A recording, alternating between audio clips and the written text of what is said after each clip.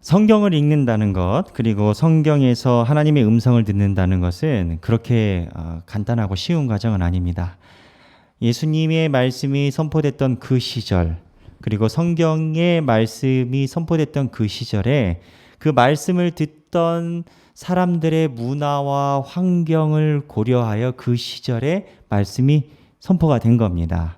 그 당시의 상황과 2000년이 지난 지금 성경이 이 시대에서 말씀 그대로 본문이 말씀하게 하시는 작업은 그 당시에 있었던 문화를 최대한 걷어내고 이 당시의 문화에 말씀 그대로 비춰지게 하는 그러한 해석 작업이 필요합니다.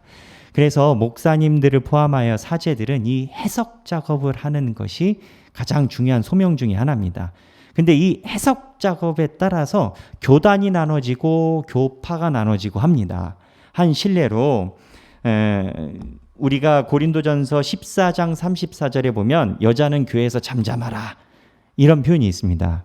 그래서 이 표현을 문자 그대로 받아들이면 이 해석에 대한 발전, 해석에 대한 진보가 없이 문자 그대로 받아들이면 어떻게 되냐면 일부에 있는 그 복음주의라고 얘기하는 근본주의 교단에서 얘기한 것처럼 여성을 목사 안수를 주지 않습니다. 그래서 이 본문이 한 예인 건데 목사를 여성에게 안수를 주지 않는 근원을 이러한 본문을 그대로 문자 그대로 해석해서 그렇습니다. 저희 교단은 어떻습니까? 여자 목사님들 계십니다. 우리는 여자는 교회에서 잠잠하라 그 본문을 여성에 대한 접근으로 우리 교단은 보지 않습니다.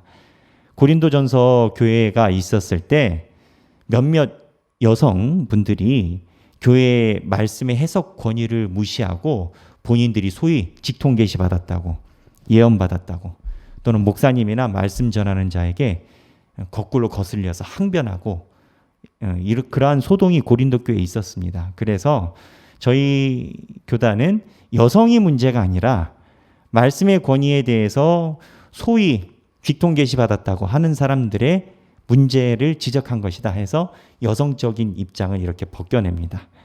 그 교회를 혼란하게 한 그것의 핵심이 있다라고 합니다.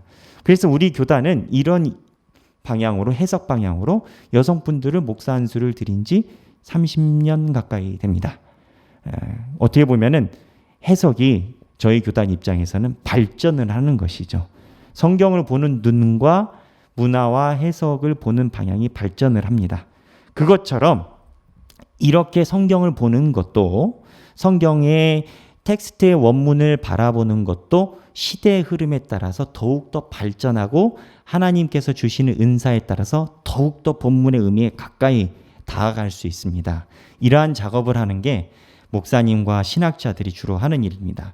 제가 이 서설을 길게 하는 이유가 있습니다. 오늘 본문이 이러한 해석 작업이 정말로 필요한 본문 중에 하나입니다. 오늘 본문을 보면요.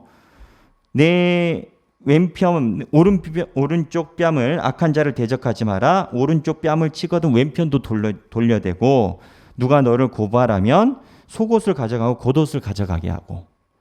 이 본문을 여러분들은 어떻게 그동안 이해하고 계십니까? 이 본문은 매우 중요한 본문입니다. 왜냐하면 이 본문 다음에 바로 원수 사랑에 관하여 라는 내용이 오기 때문에 원수 사랑하는 방법에 대해서 기본적인 서론을 깔고 있는 본문입니다. 그런데 이 본문에 대해서 깊은 의미를 모르고 문자 그대로만 해석하면 반절만 이해할 수 있습니다. 그 반절이 뭐냐? 그냥 억울한 일이 있으면 조용히 집에 가서 참고 견디면 되는 겁니다. 그런데 이렇게 성경 본문을 해석하면 이 종교가 기독교가 가지고 있는 건 절반밖에 모르고 독재자들과 힘 있는 기득권자들이 정말 좋아하는 본문이 됩니다. 왜? 억울하고 뺨 맞는 사람들은 힘없고 약한 사람들이거든요. 근데 조용하고 모든 것을 참선으로 행하라. 그래서 이런 각도에서 공산주의자들이 기독교를 비판한 거 아니겠습니까? 하지만 공산주의자가 아니어도 독일의 유명한 정치인 중에 하나, 기독교인이면서 정치인 중에 한 명인 비스마르크라는 사람은 이게 산상수훈 중에 있는 본문인데요. 산상수훈에 있는 본문 가지고는 현실 정치를 할 수가 없다. 뭐 그렇게까지 얘기를 했습니다. 그 시대에서는 이 본문을 볼 수 있는 눈이 그 정도로 된 겁니다. 근데 성령의 조명에 의해서 이 본문을 더욱더 깊이 볼 수 있는 해석적인 방법을 하나님께서 우리들에게 허락하셨습니다. 그렇다면 이 본문, 독재자들이 원하는 대로, 그 다음에 기득권자들이 원하는 대로 참고 지내라, 이런 식으로 예수님이 말씀하지는 않으셨을 텐데, 이 본문의 핵심 사항은 뭐였을까요? 이 본문의 핵심 사항을 우리가 이해를 하려면 이 본문이 선포됐을 때 사실, 법적인 팩트, 이 문장이 쓰여졌을 때 사람들이 갖고 있었던 그 당시 현실, 사실을 이해를 해야 됩니다. 먼저 오른뺨을 치거든 왼편도 돌려대라. 이 본문입니다. 여러분, 오른쪽에 뺨을 맞으려면 상대방이 어느 손으로 나를 때려야 됩니까? 퀴즈입니다. 왼손으로 때려야 되죠. 그렇죠? 제가 오른뺨이 맞으려면 상대방이 왼손으로 때려야 오른뺨이 맞습니다. 근데 그 당시 로마법에 의하면 왼손으로 상대방을 때리는 행위는 폭력적 행위 플러스 모욕죄가 더 더해진답니다. 지금은 조금 덜하지만 제가 어렸을 때만 해도요, 초등학교 다닐 때 선생님들이 왼손으로 글씨를 못 쓰게 했어요. 왼손으로 글씨 쓰면 버릇없다고. 그래서 제 동기들 중에서도 양손잡이가 많았습니다. 왜 양손잡이가 됐냐? 오른손으로 쓰다가 왼손으로 쓴 게 아니고 원래는 왼손잡이인데 선생님들이 하도 뭐라고 하셔가지고 오른손을 쓰는 거 하다 보니까 양손으로 글을 쓰게 된 겁니다. 근데 지금 그렇게 접근하는 사람이 있습니까? 왼손도 왼손대로, 오른손도 오른손대로 학교에서 그렇게 가르치거든요. 인식이 진보하고 발전한 겁니다. 근데 무언가 이 왼손이라는 지금은 없는 인식이지만 그 당시의 왼손의 인식은 굉장히 모욕적이고 상대방에게 그렇게 하면 안 되는 행위 중에 하나인 겁니다. 그 오른뺨을 맞는 행위가 왼손으로 때려야 오른뺨을 맞아요. 이건 법적으로 가중처벌, 지금으로 얘기를 하면 모욕죄에 대한 가중처벌이 4배 정도 더 붙는다고 합니다. 그 당시 실증법에. 근데 더 나쁜 게 있어요. 오른손으로 오른뺨을 때리는 방법이 있습니다. 어떻게 때리면 그럴까요? 상상을 해보십시오. 오른손으로 오른뺨을 때리려면 손등으로 때리는 겁니다. 손등으로. 근데 실제적으로 그 당시에 손등으로 사람을 때리는 사람들이 있었답니다. 누구? 노예의 주인들. 노예의 주인들이 노예들을 때릴 때 왼손으로 오른뺨을 때리는 것도 아깝다 해서 손등으로 이렇게 때렸답니다. 근데 손등으로 사람을 때리는 것은 가중처벌이 400배 됐답니다. 무슨 얘기냐? 왼손으로 사람을 때리는 행동이나 오른손으로 손등으로 사람을 때리는 행위나 상대방에게 굉장한 모욕감을 주고 그 당시 법이 하면 안 된다, 너가 사람이면 그러면 안 되지 하는 기본법이 있을 때 이 말씀이 선포됐다는 겁니다. 그러면 자, 다시 말씀을 보면 오른뺨을 치거든 왼뺨을 돌려대라라는 행동은 이렇게 볼 수 있는 겁니다. 너가 나에게 행하는 폭력은 모욕적인 행동인데 이러한 행동은 상하 계급에 있는 사람들이 하는 행동인데 나를 인간 대 인간으로 대하고 네가 폭력을 행하더라도 인간 대 인간으로 행해라. 맨뺨을 맞으려면 어느 손으로 맞아야 됩니까? 오른손으로 맞아야 됩니다.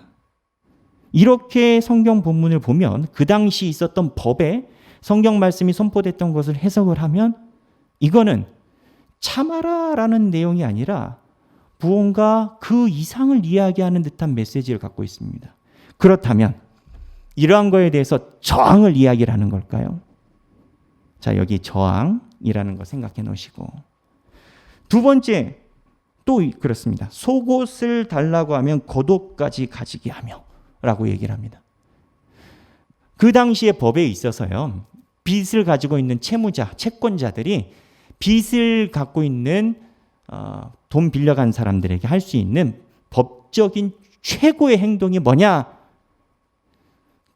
속옷을 가져가는 거라는 겁니다. 겉옷은 못 가져갔답니다. 왜 겉옷은 못 가져갔냐? 그 당시 법에 의하면 유대인들은요, 모세 오경에 의하면 겉옷을 가져가도 해가 지기 전에 돌려주게끔 되어 있습니다. 성경에, 모세 오경에. 왜? 겉옷은요, 그 당시 사람들에게 겉옷이 아니라 추위를 피하는 이불 같은 것이었답니다. 그래서 그 당시 사람들을 보면 옷이 통짜로 되어 있고요, 이 옷이 두껍습니다. 가난한 시절을 살았던 사람들이고 인류가 발달하지 않았기 때문에 옷이 곧 이불이었습니다.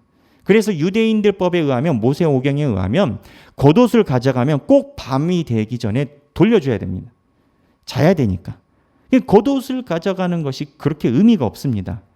근데 예수님 당시에 로마법은 하나 더 발전해 있었습니다. 로마법은 법적으로 겉옷을 가져가지 못하게 되어 있습니다. 아무리 돈을 빌려간 사람이라 하더라도. 그러면 겉옷을 못 가져가면 취할 수 있는 게 뭡니까? 속옷밖에 없습니다. 그러니까 채권자, 빚을 가지고 있는 돈 있는 사람이 빚을 갚지 않는 사람에게 할 수 있는 최고의 합법적인 행위는 속옷까지입니다.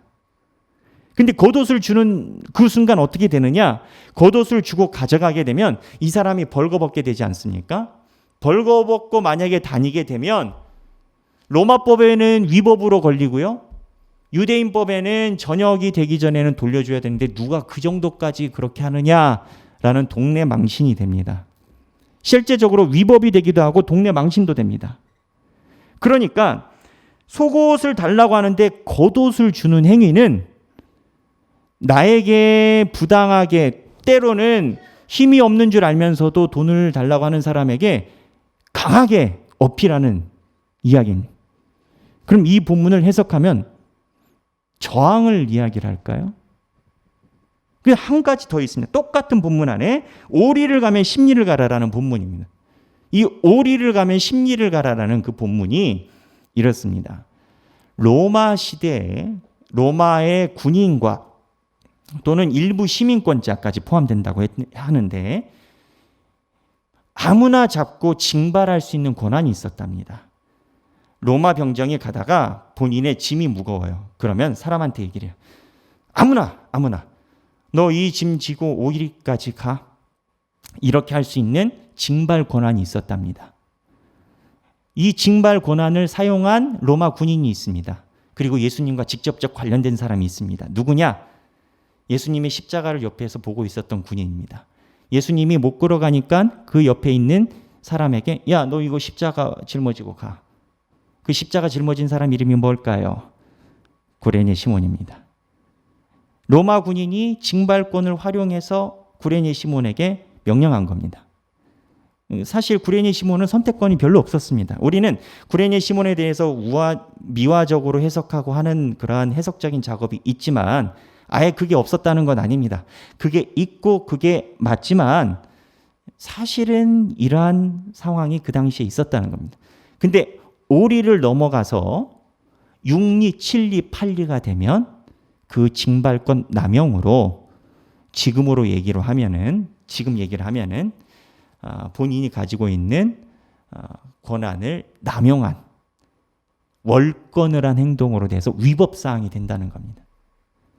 그래서 오리를 갔는데 십리를 가는 행동은 어떻게 보면 그 사람에게 더욱더 강하게 들어가는 행동입니다. 그럼 저항을 이야기를 할까요? 이 성경 본문이 우리가 그동안에 알고 있었던 건 무언가 참아야 된다, 신앙으로 경건해, 그렇게 생각을 하지만 이 성경 본문이 선포됐을 때 법적인 사항을 점검하면 그렇다는 겁니다. 그러면 참아야 된다, 이렇게 해야 된다, 이거에 대한 내용이 아예 없다는 거 아닙니다. 그러한 해석이 틀렸다는 게 아닙니다. 그것이 내포가 되어 있습니다. 하지만 아까 말씀드린 것처럼 신학도 날마다 하나님께서 열어주시는 섭리가 날로 넓어지고 발전하다 보니 더 본문에 집중하게 된 겁니다. 과거에 있었던 그렇게 참아야 된다, 인내해야 된다, 이 사항이 그대로 있는 상태에서 그러면 이 본문은 무엇을 이야기를 할까요? 이거를 잘못 해석하면, 중간에 신학이 발전한다고 해도 잘못 해석하면 무한하게 저항하고 봉기를 일으키는 것으로 해석할 수가 있습니다. 그러면 그렇게 이야기를 하면 예수님이 십자가에 못 박히시면 안 되죠. 그렇죠. 십자가 밑에서 민중을 결합해서 오히려 군사투쟁을 하셨었어야 되죠.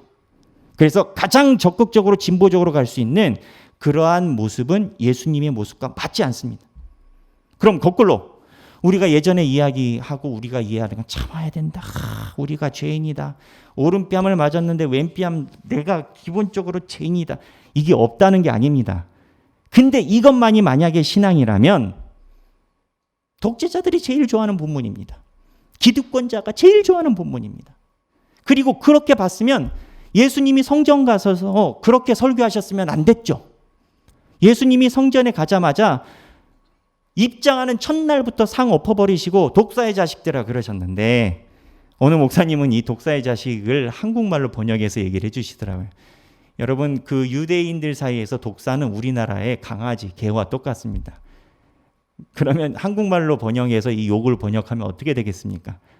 예수님이 성전에서 설교하시면서 독사의 자식들아 해서 우리는 독사가 멀지만 우리 문화에 맞춰서 하면 강아지의 자녀들아 이걸 이제 한국말로 표현해 보시면 되는 겁니다. 만약에 집에 가서 경건 이러면 예수님이 성전에서 그 난리 치셨으면 안 되죠. 무슨 얘기냐?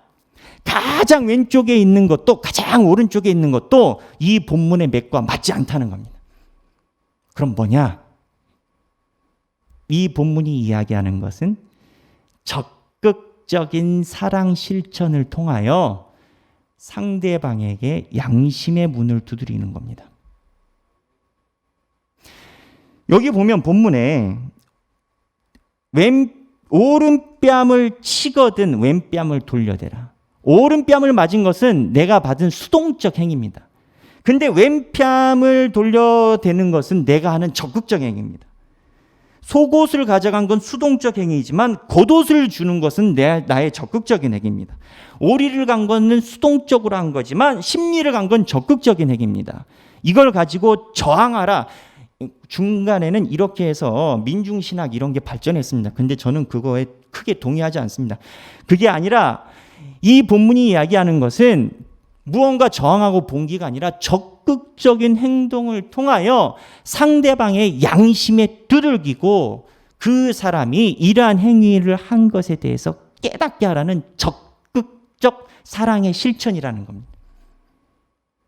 십자가에 예수님이 달리시는 걸 내려와서 로마 군정을 사두개인 바리새인을 십자가에 못 박으라는 게 아니라 말은 하고 그 사람들이 적극적으로 양심을 깨달아서 십자가 위에 돌아올 수 있는 선포를 하라는 겁니다.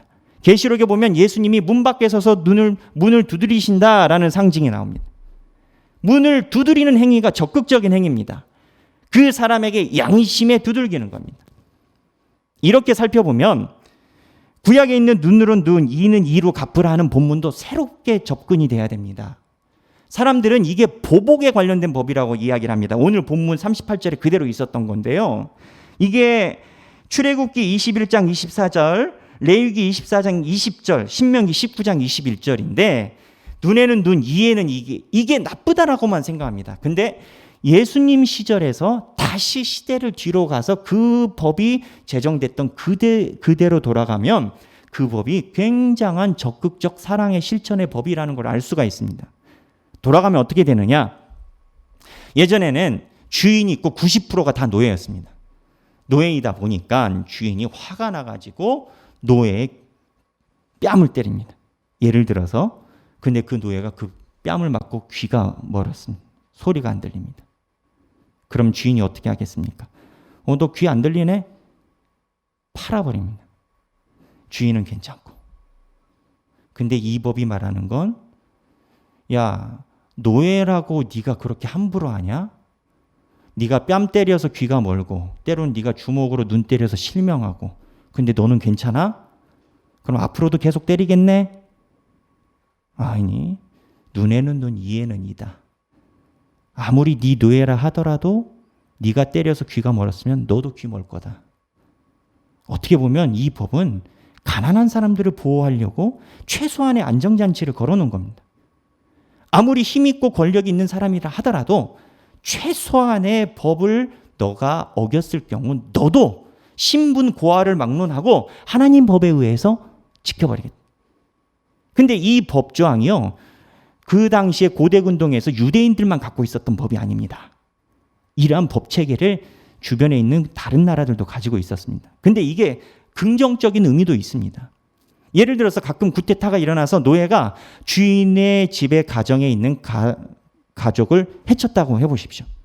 주인은 힘이 있습니다. 군사가 있습니다.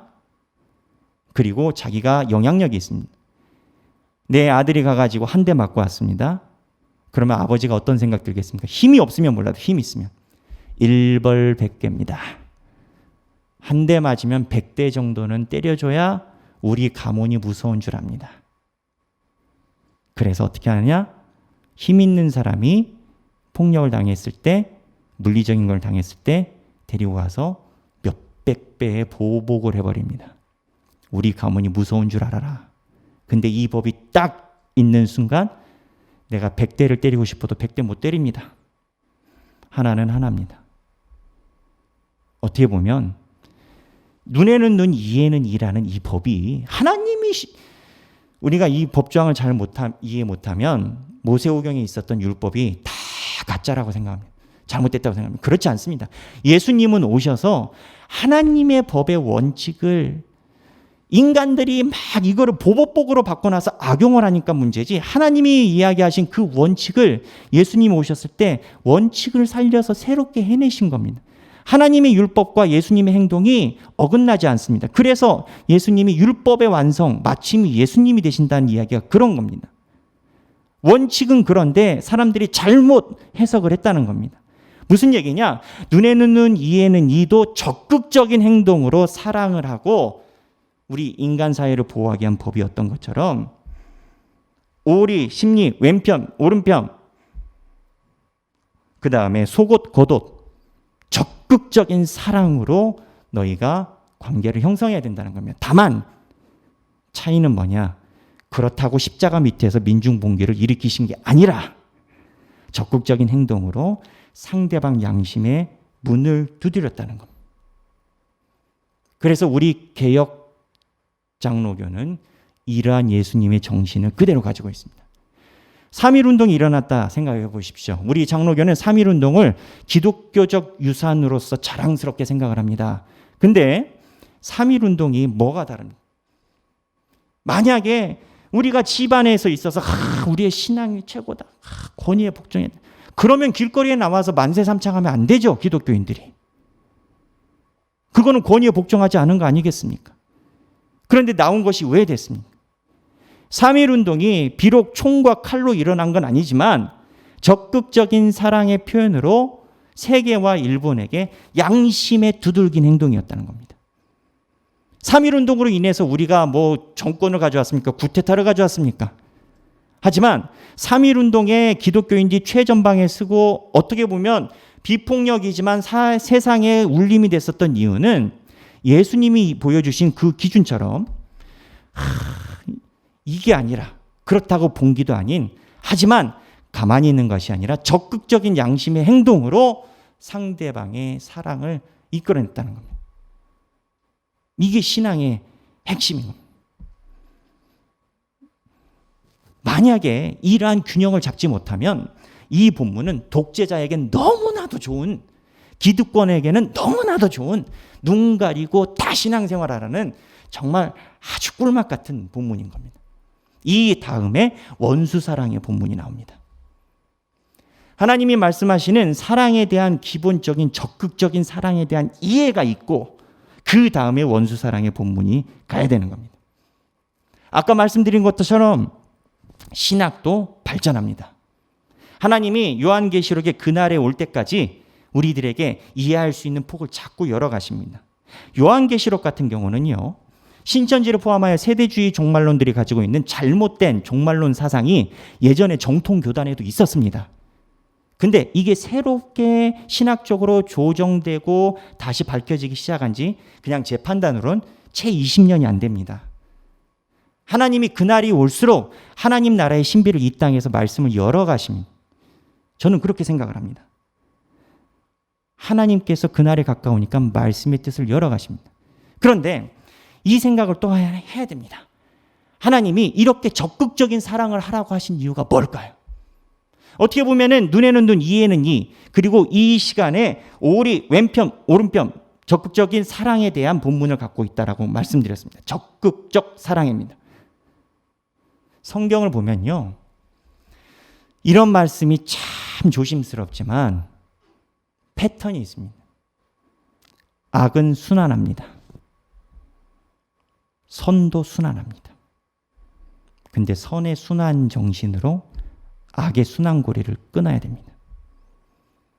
예수님이 만약에 선의 순환고리 안에서만 본인의 십자가의 기치를 세우셨다면 그렇게 십자가의 논쟁까지 가실 일이 없으셨을 겁니다. 예수님이 하셨던 행동은 선의 순환고리로 악의 순환고리를 끊어내기 위한 행동이셨습니다. 이렇게 살펴보면 기독교라는 종교가 개인 묵상이나 개인 경건 생활의 종교로만 있어서는 안 되는 겁니다. 3.1운동 때 정신이 군사 독재 때 일어났고, 군사 독재 때 하나님의 뜻을 구현하고자 고생했던 민족의 선배들을 우리는 모시고 있습니다. 그러한 정신이 개인적인 신앙의 구원이 아니라 적극적인 사랑, 양심에 두드리는 행위가 기독교인들에게 매우 중요합니다. 이러한 것에 대한 말씀의 깊이가 없으면 정말 살찐 닭처럼 다리는 젓가락만이 생겼는데 살은 피둥피둥 살찐 것처럼 한국교회는 사단에게 침노당하기 딱 좋은 상황이 될 수가 있습니다. 그런데 이 말씀에 신비로운 게 있습니다. 어떻게 보면 적극적인 사랑에 개입을 하고 상대방의 적극적인 사랑의 개입은 상대방의 양심의 눈을 두들깁니다. 그렇죠. 근데 이 말씀이요, 말씀을 집중하고 한번 읽어보시고 그 탐독해 보신 분은 아시겠지만 거꾸로 내가 말씀을 보는데 분명히 내가 말씀을 보는 주인이고 이 텍스트가 후자인데 내가 읽으니까 말씀이 있죠. 근데 성경 말씀은 오묘한 게 이렇게 읽으면 말씀이 나에게 침노해 옵니다. 그리고 말씀이 내 양심을 두들깁니다. 너 그렇게 살면 안 된다라고. 너 그렇게 있으면 안 된다라고. 내가 성경을 읽지만 말씀이 나에게 침노해 오는 현상을 경험해야 됩니다. 그게 회개이기도 하고 그게 용기이기도 합니다. 하지만 기본적으로 세례 요한이 이야기했던 것처럼 회개가 먼저 옵니다.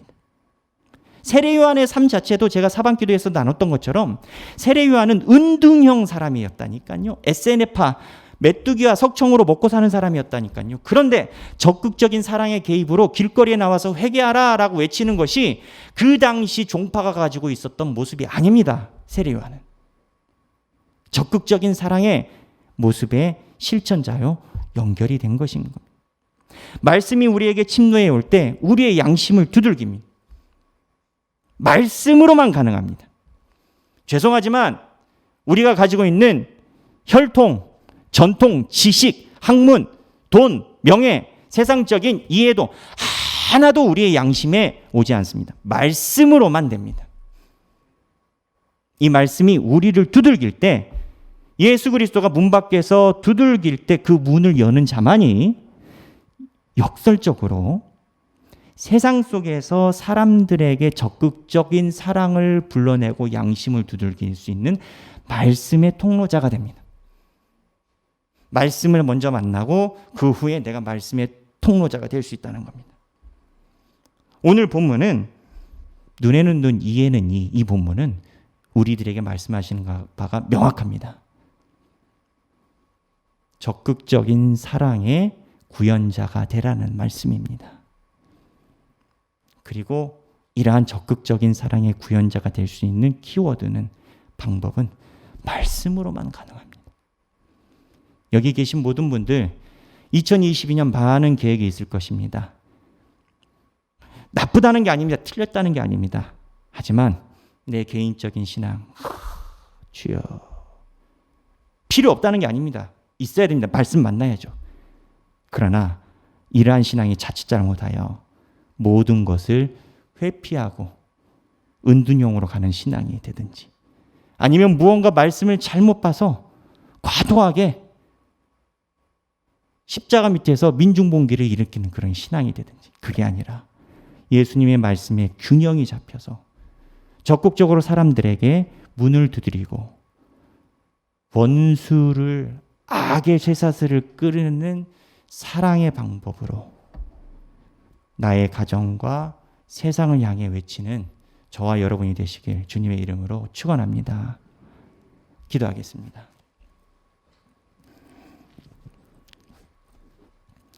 하나님 아버지, 세상이 많이 어렵다라고 얘기를 합니다. 혼돈에 빠져 있다라고 이야기를 합니다. 하나님, 세상이 혼돈에 빠져 있다라고 애통하는 마음을 주셔서 감사합니다만, 우리가 거기서 멈추지 않게 하시고 세상을 구하는 예수 그리스도의 제자가 되게 하여 주옵소서. 먼저 주여, 말씀이 우리에게 말씀하시는 것을 귀 기울이게 하시고, 말씀이 우리에게 적극적인 사랑의 구현자로 보내실 때 우리가 그 말씀 앞에 정위하게 하여 주옵소서. 그 길에 우리를 사용하여 주옵소서. 감사드리며 사랑이 많으신 예수님의 이름으로 기도합니다. 아멘.